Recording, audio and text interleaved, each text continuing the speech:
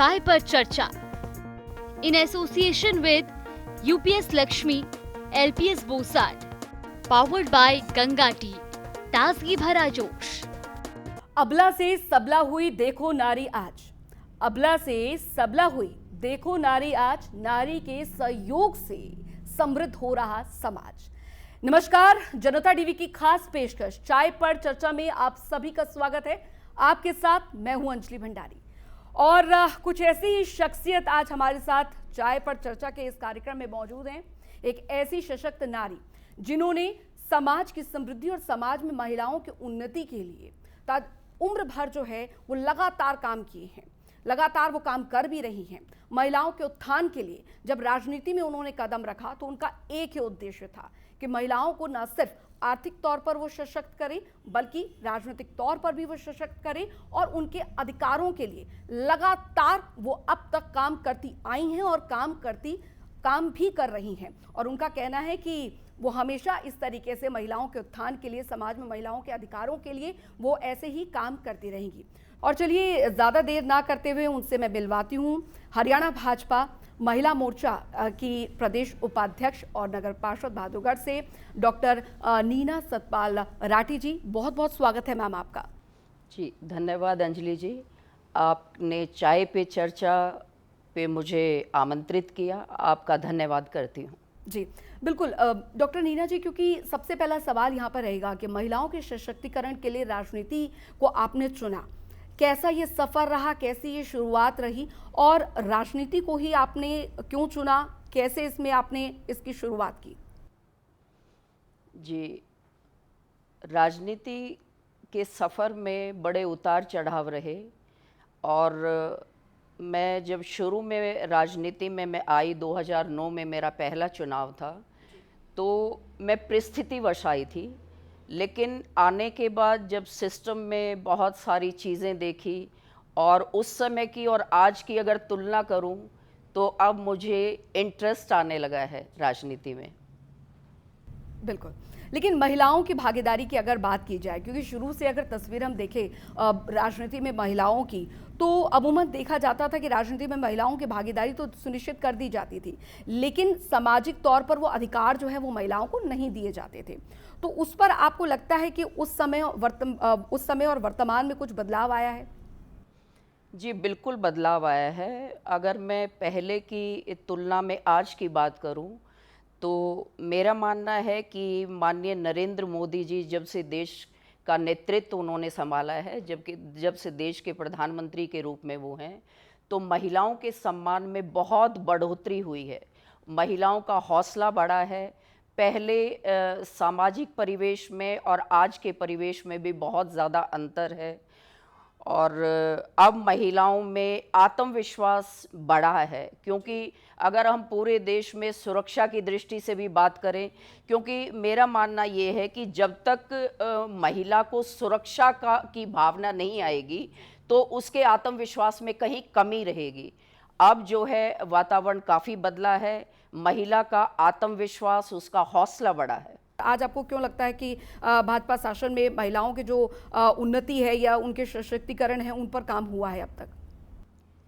देखिए 2009 में मेरा पहला चुनाव था और मैं उस समय कांग्रेस में थी। कांग्रेस में बड़ा लंबा समय मैंने दिया, लेकिन जब 2019 का चुनाव हुआ तो हर एक व्यक्ति की देखिए कहीं ना कहीं एक ये भी इच्छा रहती है कि वो निरंतर जो है बढ़े, क्योंकि मैंने 24/7 अगर राजनीति को दिए हैं तो मेरा मानना ये है जहाँ और दूसरे क्षेत्रों में अगर पदोन्नति की बात होती है, मैं 2 बार पार्षद रही तो मैंने शीर्ष नेताओं के समक्ष विधानसभा की अपनी इच्छा जाहिर की और उसका विशेष कारण ये रहा कि कहीं ना कहीं जब तक आपके पास पूरी तरह से पावर नहीं होती है कुछ काम करने की, तो आपका लोगों के साथ किए हुए वादों की अगर बात करूं या मैं कहीं ना कहीं अपने डेवलपमेंट की बात करूं अपने क्षेत्र की, तो उसमें आपके पास कहीं ना कहीं एक ऐसी एक ऐसा पद, एक ऐसी पावर की ज़रूरत होती है जिससे आप परिणाम तक जा सकें, आप इच्छा से परिणाम तक का जो सफ़र तय कर सकते हैं। तो उसमें मैंने देखा कि विधानसभा से नीचे अगर आप रहते हैं कि तो आपका संघर्ष ज़्यादा रहता है और कहीं न कहीं रिजल्ट ओरिएंटेड आप नहीं हो पाते हो। तो मुझे ये विश्वास दिलाया गया था कि 2019 में आपको जो है ये हम मौका देंगे। कोई बात नहीं, देखिए पार्टियों में ये ज़रूरी नहीं होता कि आप काम करें तो उसमें आपको जो आप चाहें वो आप पा लें। लगातार लोगों के बीच में काम करना आपकी प्रायोरिटी रहनी चाहिए, वही प्रायोरिटी भी मैंने रखी।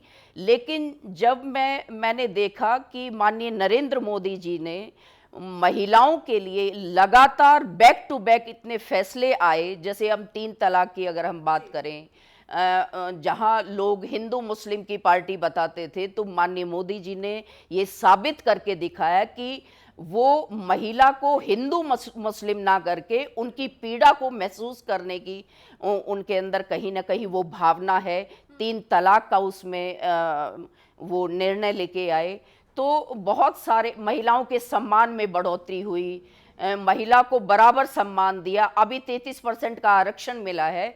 तो मैंने दोनों पार्टियों में ये महसूस किया कि वहाँ कथनी और करनी में अंतर था, लेकिन यहाँ जो आइडियोलॉजी है वो विचार पे बात करती है, और विचार ये है कि महिला को देश की मेन स्ट्रीम में लाया जाए। बिल्कुल, वुमेन सिक्योरिटी को लेकर कई बार सवाल यहाँ पर उठते हैं। विपक्ष इसको लेकर सवाल उठाता है कि प्रदेश में महिलाओं के प्रति जो बढ़ते अपराध हैं उस पर सरकार यहाँ पर काम नहीं कर रही है। महिला थाने खोल दिए गए और साथ ही कई ऐसे हेल्पिंग जो कानूनी जो सुविधाएं हैं वो यहाँ पर दी गई, लेकिन आपको लगता है कि उस दौरान भी जो सहायता है वो समय पर मिल पाती है महिलाओं के अधिकार के लिए? क्या अभी जो कानून बने हैं वो वाकई कारगर हैं, फास्ट ट्रैक कोर्ट तक बनाए गए? देखिए, एक्सेप्शंस रहती हैं हमेशा। मैं ये नहीं कहती कि परिणाम जो है 100% रहा, बहुत सारे फैक्टर्स होते हैं इसके लिए, लेकिन प्रयास जो है वो प्रयास 100% है। और बहुत महिला थाने खुले हैं लड़कियों के लिए, 112 हेल्पलाइन भी नंबर भी है, और कहीं ना कहीं बीच बीच में महिला जो पुलिसकर्मी हैं उनको भी बार बार ट्रेंड किया जाता है, और उनके अंदर संवेदनशीलता रहे इस पर भी ध्यान दिया जाता है। अंतर तो बहुत आया है। सुरक्षा की जहाँ तक बात है तो अब महिला अपराध में बहुत कमी आई है, कुछ न कुछ चीज़ें रहती हैं। मुझे ये लगता है कि लगातार अवेयरनेस पर भी काम करने की ज़रूरत है, तो लगातार काम हो रहे हैं। महिला थानों की अगर बात करें तो उनकी संख्या में इजाफा हुआ है, और देश भर में जो मैं बहुत ज़्यादा पर्सनल तौर पर मैं जिनको पसंद करती हूँ, सेल्फ हेल्प ग्रुप, स्वयं सहायता समूह बनाए गए हैं। उसमें लखपति दीदी का उद्देश्य जो पिछली सरकार में 1 करोड़ तक का रहा, इस बार लक्ष्य 3 करोड़ लखपति दीदी बनाने का है। उसमें मैंने पर्सनल विजिट की जैसे गांव-गांव में, तो मैंने ये देखा कि सेल्फ हेल्प ग्रुप में महिलाओं के अंदर आत्मविश्वास बहुत बड़ा है। उस आत्मविश्वास के बढ़ने से महिलाओं में एक अलग तरह की खुशी की लहर है। जब भी महिला सशक्तिकरण की बात होती है तो मेरा मानना ये है कि महिला पूरी तरह से सशक्त जब होगी जब उसकी आर्थिक स्थिति इम्प्रूव होगी, क्योंकि जब आपकी जेब में पैसे होते हैं तो आपका कॉन्फिडेंस बढ़ता है। दूसरा, ड्रोन दीदी की हम बात करें तो महिलाओं को ट्रेंड किया गया है इस सरकार में अलग अलग क्षेत्र में, मतलब जो महिला जिस काम के लिए सूटेबल है उसकी स्किल को इम्प्रूव करने की कोशिश की है। स्वयं सहायता समूह इसी का एक उदाहरण है, ड्रोन दीदी इसी का एक उदाहरण है। और जहाँ तक मैं और बहुत सारी चीज़ें हैं, स्किल इम्प्रूवमेंट की बहुत इस सरकार ने कोशिश की और उसके नतीजे बहुत बेहतर निकले हैं। तो बतौर नगर पार्षद अगर बात यहाँ पर की जाए, निर्विरोध आप चुने गए, अपने वार्ड को लेकर, उसके विकास को लेकर आपका क्या रोड मैप रहने वाला है और बाकी वार्ड पार्षदों से कैसे आपका अलग है? क्योंकि लगातार अगर कोई जो पार्षद अगर जीतता है और निर्विरोध जीत के आता है तो ज़रूर उसमें जनता का जो प्यार है वो उसमें होता है, या उस पार्षद की जो भूमिका होती है वो इतनी अहम होती है कि वो निर्विरोध चुन के आता है। अब तो आपका किस तरीके से रोड मैप यहाँ पर रहने वाला है? जी, निसंदेह मुझे बहुत प्यार मिला। मैं बहुत ब्लेस्ड हूँ कि लोगों ने मुझे इतना प्यार दिया कि इस बार मुझे निर्विरोध चुना। इसके लिए मैं ये कहना चाहूँगी कि अगर मैं दूसरों से कुछ भिन्न अपना कुछ बताऊँ तो मैं अगर किसी एक भी समस्या की वजह से आपकी रातों की नींद छिन जाए, वही उतना एफर्ट होना चाहिए मेरे हिसाब से। तो बहुत गंभीरता से मैं एक एक समस्या को लेती हूँ और मेरा मानना ये है कि एक वार्ड को मैंने एक एग्जाम्पल के तौर पे मैंने काम किए हैं यहाँ, क्योंकि आप मेरे घर के पिछली तरफ से मेरा वार्ड शुरू हो जाता है जिसमें 3-4 कॉलोनियाँ आती हैं। यहाँ का ओमेक्स आता है। ओमेक्स सिटी में ऑल ओवर इंडिया से लोग आते हैं। तो मेरी कोशिश ये रहती है कि उन लोगों को ये लगना चाहिए कि हाँ, वो एक अच्छी जगह में, एक अच्छी लोकेलिटी में रहते हैं। इसके लिए मैंने बहुत प्रयास किए हैं। मैं जहाँ पे डंपिंग जोन था, मेरे पीछे 1-2 कैनाल हैं, उसमें एक इरिगेशन के लिए, एक पानी के लिए है। तो उसके किनारे को, उस कैनाल के बैंक को लोगों ने डंपिंग जोन बना रखा था। वहाँ लोग गार्बेज डंप करते थे। तो मैंने उसको कन्वर्ट किया है ग्रीन जोन में। तो उस पूरे एरिया को मैंने, वो 2-3 किलोमीटर का एरिया है और लोगों ने उस प्रयास को बहुत सराहा। तो मेरा ये मानना है कि जो एग्जाम्पल मैंने यहाँ लोगों के बीच में एक उदाहरण जो हमने अपने प्रयास से प्रस्तुत किया, आप मेरा यकीन जानिएगा 7 महीने तक मैं लगातार उस काम पे जुटी रही। जब रोज हम उसके गार्बेज को कई ट्रैक्टर ट्रॉली भर के जाते थे, तो उस प्रयास के लिए वो एक एग्जाम्पल बना लोगों के लिए। वही एग्जाम्पल मैं चाहती हूँ कि पूरे शहर, क्या पूरी विधानसभा में ऐसी चिन्हित जगह जहाँ पर लोग जिसको बहुत सीरियसली नहीं लेते, उसको कन्वर्ट किया जाए ग्रीन जोन में। वो हमारी आने वाली नस्लों के लिए भी एग्जाम्पल होंगे। और आज पर्यावरण जो बहुत ज्वलंत मुद्दा है और मेरे दिल के बहुत करीब है कि प्रकृति को हमने क्या से क्या कर दिया, तो वही चीज़ मैं पूरे उस विधानसभा में, पूरे हलके में देखना चाहती हूँ। बिल्कुल डॉक्टर नीना जी, क्योंकि कुल मिलाकर अगर बहादुरगढ़ के विकास की बात यहाँ पर की जाए, ऐसा नहीं कि विकास नहीं हुआ, लेकिन सवाल यहाँ पर ये होता है कि कई ऐसी समस्याएं हैं जो आज भी लोग जो हैं, खासकर बहादुरगढ़ की अगर जनता की बात की जाए, वो फेस करती हैं। और आप लगातार सामाजिक कामों में भी लगातार लगे रहते हैं, ना सिर्फ महिलाओं के सशक्तिकरण या उनके विकास के लिए, बल्कि समाज के लिए भी आपका एक बहुत बड़ा विजन ज़रूर है।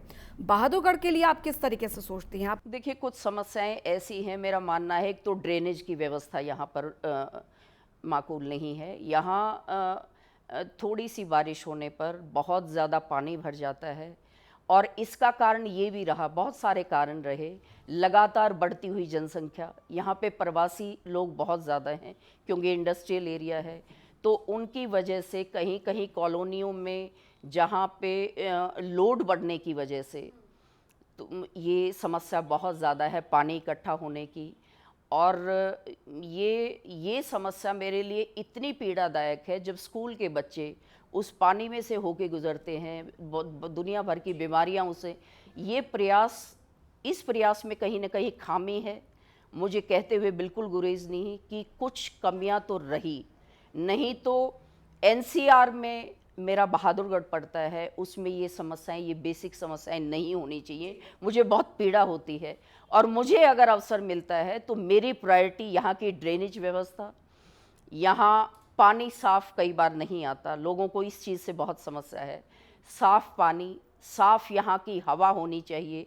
ये 3 चीज़ें, हवा, पानी और ये सड़कों की ड्रेनेज की व्यवस्था, ये मुझे बहुत पीड़ा देती है। लेकिन अब विपक्ष कई बार ये कहता आ रहा है, लगातार इस पर राजनीति भी हो रही है कि प्रदेश में जो महिलाओं के उत्थान के लिए जो भी योजनाएं चलाई जा रही हैं सरकार की तरफ से, उसका फायदा जो है महिलाओं को नहीं मिल पा रहा है। अब ऐसे में अगर क्योंकि आप हरियाणा भाजपा के महिला मोर्चे के उपाध्यक्ष भी हैं, तो बतौर एक महिला मोर्चे के उपाध्यक्ष के तौर पर आपको लगता है कि महिलाओं के लिए जो योजनाएं चलाई जा रही हैं वो जमीनी स्तर तक, सरकार चला रही है वो नहीं मना कर रही, लेकिन जमीनी स्तर पर इंप्लीमेंटेशन नहीं हो पा रहा है? मैं बिल्कुल इस बात से सहमत हूँ आपकी बात से कि 100 की 100 चीज़ें ठीक नहीं हैं, बहुत सारी बीच में खामियां रही।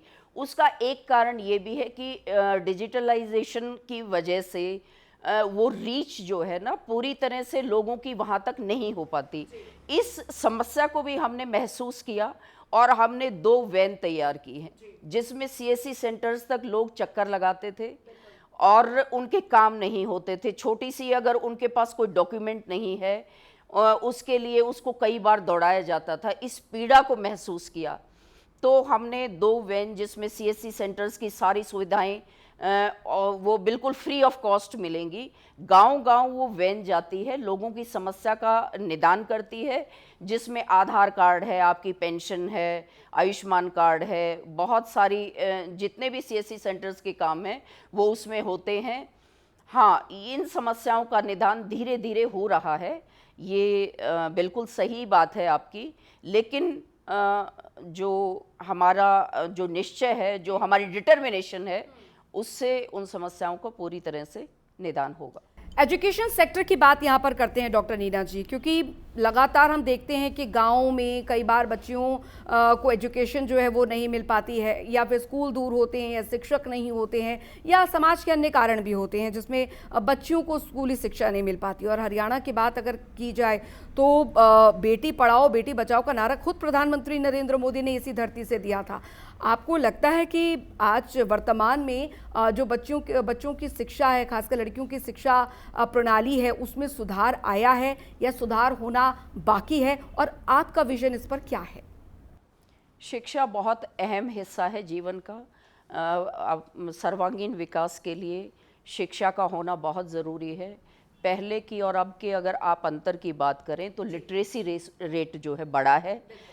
बच्चियां जो केवल प्राइमरी शिक्षा तक सीमित रह जाती थी, आज कॉलेजेस की में अपने हायर एजुकेशन तक जाती हैं। खेलों में बेटियां बहुत आगे बढ़ रही है।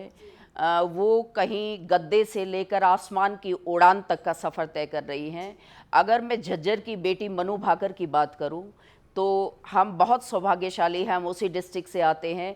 मनु भाकर ने अभी पेरिस में जो है कांस्य पदक लिया है, उसके लिए मैं उनके माता पिता को बहुत बहुत बधाई देती हूँ। बिल्कुल, तो कुल मिलाकर यहाँ पर देखा जाए तो महिलाओं की भागीदारी राजनीति में जितनी होती समाज की समृद्धि में भी उतनी होती है। और डॉक्टर नीना राठी जी आज हमारे साथ है। उन्होंने बताया कि किस तरीके से राजनीति में महिलाओं के सशक्तिकरण को लेकर वो लगातार काम कर रही हैं। एक पढ़ी लिखी महिला होने के नाते भी और एक नेता होने के नाते भी उन्होंने किस तरीके से महिलाओं को न सिर्फ आर्थिक तौर पर बल्कि शैक्षणिक तौर पर भी महिलाओं के उत्थान के लिए वो लगातार प्रयासरत है यहाँ पर। डॉक्टर नीना जी, क्योंकि अब आखिरी सवाल समय यहाँ पर हो चला है आपसे जानने का, क्योंकि एक राजनीति में आपका एक बहुत लंबा सफर रहा है, महिलाओं के उत्थान के लिए, समाज के विकास के लिए, सामाजिक सुधार के लिए लगातार आप काम भी करती आई हैं और काम भी कर रही हैं। अब समाज सुधार के लिए एक नेता को बहुत बड़ी जिम्मेदारी मिले तो वो और तेजी से काम करता है। चुनावी साल है ऐसे में, और आप एक पढ़ी लिखी नेता हैं, काफ़ी आपके कई ऐसे उम्मीदवार होंगे इस रेस में जो कि चाह रहे होंगे कि हमें कोई भागीदारी जो है, एक योगदान जो है वो मिले। लेकिन हम आपसे जानना चाहेंगे कि डॉक्टर नीना सतपाल राठी जी का जो भूमिका है वो कैसे रहेगी? पार्टी अगर आपको मौका देती है तो क्या कुछ आपका जो भूमिका है वो पार्टी में रहने वाली है? मैं समझ सकती हूँ कि आप समझ पा रही हैं मैं क्या बोलना चाह रही हूँ, तो किस तरीके से आपकी भूमिका आगामी चुनावों को लेकर रह सकती है? देखिए, मेरी विधानसभा को लेकर मेरे सपने बहुत बड़े हैं। मैं ये चाहती हूँ कि मेरी विधानसभा में गुड़गांव, फरीदाबाद, और अगर हम इन तीनों बहादुरगढ़ की बात करें तो यहाँ पर जो है विकास उस गति से नहीं हुआ क्योंकि हम भी एनसीआर में हैं, तो यहाँ गुड़गांव में और यहाँ में सिर्फ प्रयास में कहीं ना कहीं कमी रही। मेरा ये सपना है कि यहाँ पर भी, जैसे पहले भी हुड्डा साहब ने एक बार ऐलान किया था कि यहाँ साइबर सिटी होगा, वो हम यहाँ नहीं देख पाए, लेकिन हम पॉजिटिवली आगे देख रहे हैं कि यहाँ पर भी, क्योंकि इंडस्ट्रियल हब है ये, तो यहाँ पर भी उसी तर्ज पर विकास होना चाहिए जो जैसा विकास गुड़गांव में है। और ऐसे सपने तभी पूरे होंगे, क्योंकि सपना बड़ा है, ऐसे सपने तभी पूरे होंगे। मैं भी अपने शीर्ष नेतृत्व की तरफ देख रही हूँ कि इस बार मौका जो है महिला को मिलना चाहिए, और निश्चित तौर पर एक महिला को मौका मिलेगा तो पुरुष से कहीं 21 करके दिखाएगी। जी, और महिलाओं के लिए, प्रदेश की महिलाओं के लिए संदेश हम चाहेंगे डॉक्टर नीना जी कि आप हमारे महिलाओं के लिए एक संदेश दें, क्योंकि लगातार आपने जिस दृढ़ता के साथ यहाँ पर काम किया है, राजनीति जगत से भी अगर अलग हटके मैं डॉक्टर नीना जी के बारे में बता दूं कि कोरोना काल में इन्होंने महिलाओं के सशक्तिकरण के लिए तो काम किया ही, और बतौर एडवोकेट के रूप में भी इन्होंने उनके अधिकारों की लड़ाई जो है वो लड़ी है। तो एक सशक्त महिला, एक निडर महिला के तौर पर डॉक्टर नीना जी का एक महिलाओं के लिए, प्रदेश की महिलाओं के लिए संदेश। मेरा ये कहना है सभी महिलाओं को कि महिला में एक अलग किस्म की शक्ति, एक अलग किस्म की स्फूर्ति परमात्मा ने दी है, वो प्रकृति का अनुपम वरदान है। तो अपनी ताकत को अगर महिला पहचानती है, सभी बहनों से कहना चाहूँगी कि आपके अंदर असीमित ताकत है, आप अपनी इस ताकत को पहचानें, अपने सपनों को रंग दें, आगे सारा रास्ता आपके लिए है, रास्ता खुद ब खुद बनता जाएगा अगर आप डिटर्मिनेशन आपका है किसी काम के प्रति। तो आगामी चुनाव भी होने हैं, और ऐसे में डॉक्टर नीना राठी जी से हम यहाँ पर जानने की कोशिश करेंगे, क्योंकि चुनावों में कई ऐसे दावेदार होते हैं और जाहिर तौर पर इस रेस में भी कई, डॉक्टर नीना जी, कई ऐसे दावेदार हैं, लेकिन एक बतौर एक आप काफ़ी शिक्षित नेता भी हैं, और साथ ही आपकी भागीदारी किस तरीके से रहेगी बहादुरगढ़ के विकास को लेकर, आपकी किस तरीके से भागीदारी रहेगी, क्योंकि अगर आपको एक बहुत बड़ी जिम्मेदारी यहाँ पर मिलती है तो जाहिर तौर पर बहादुरगढ़ का विकास जो है वो और तेज़ी से होगा। तो हम यहाँ पर यही जानना चाहेंगे कि इस चुनावी साल में, इस चुनावी समर में डॉक्टर नीना राठी जी की क्या भूमिका रहने वाली है, पार्टी की तरफ से अगर बड़ी जिम्मेदारी यहाँ पर मिलती है तो उसे किस तरीके से पूरा करेंगी, क्या सोच है आपकी बहादुरगढ़ के विकास को लेकर, उसके डेवलपमेंट को लेकर? अलग अलग क्षेत्रों की अगर हम बात करें तो एजुकेशन की फील्ड में, सोशल सेक्टर में और इंफ्रा में बहुत काम किया है हमारी सरकार ने। और पिछले दिनों जैसे साइबर सिटी की अगर हम कांग्रेस के टाइम की बात करें तो साइबर सिटी की डिमांड थी, उसको लेकर बहुत सारी बातें हुई, लेकिन किन कारणों से वो रहा उस पर हम नहीं जाते। मेरा मानना ये है, अगर मुझे अवसर मिलता है तो इंडस्ट्रियल हब है हमारा बहादुरगढ़, इसमें कहीं ना कहीं सर्विस सेक्टर की ज़रूरत है जिसमें रोज़गार के नए अवसर हों। पूरी तरह से सरकारी नौकरियों पे डिपेंड नहीं रहा जा सकता, इसलिए रोज़गार के नए नए अवसर हों, और बहादुरगढ़ पूरी तरह से ओवरऑल डेवलपमेंट का मेरा सपना है। और मेरा मानना है कि अगर मुझे ये जिम्मेवारी मिलती है तो उस सपनों के बहादुरगढ़ को हकीकत का अमली जामा पहनाना। जी, बहुत बहुत शुक्रिया डॉक्टर नीना सतपाल राठी जी आपका कि आप हमारे इस कार्यक्रम में आई, और चाय पर चर्चा के इस कार्यक्रम में आपने बताया कि राजनीति में आप जब आई तो आपका शुरू से ही एक मकसद था, एक उद्देश्य था कि महिलाओं के लिए काम तो करना है, लेकिन एक समृद्ध समाज की जो नींव है वो रखनी है, और वो आप रख भी रही हैं, और आगे का रोड मैप आपने बताया। बहुत बहुत शुक्रिया, धन्यवाद। बिल्कुल। तो दर्शकों, आपने चाय पर चर्चा के इस कार्यक्रम में जाना कि एक महिला जो है जब वो ठान लेती है तो वो देश क्या इतिहास बदल सकती है। और किसी ने सच ही कहा है कि कभी न समझना, कभी अपने आप को कमज़ोर मत समझना, क्योंकि सिर्फ तुम एक नारी हो, इतने मात्र से।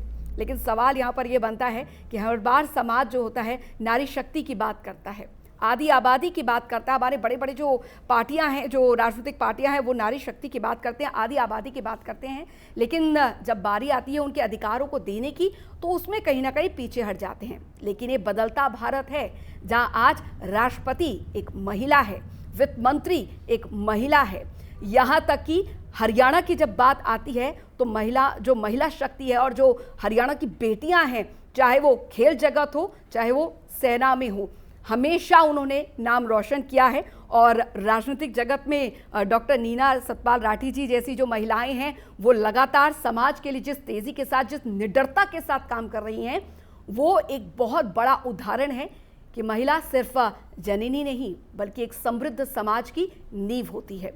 इसी के साथ आज के हमारे खास कार्यक्रम चाय पर चर्चा के इस कार्यक्रम में अभी के लिए इतना ही। आप बने रहिए जनता टीवी के साथ। नमस्कार।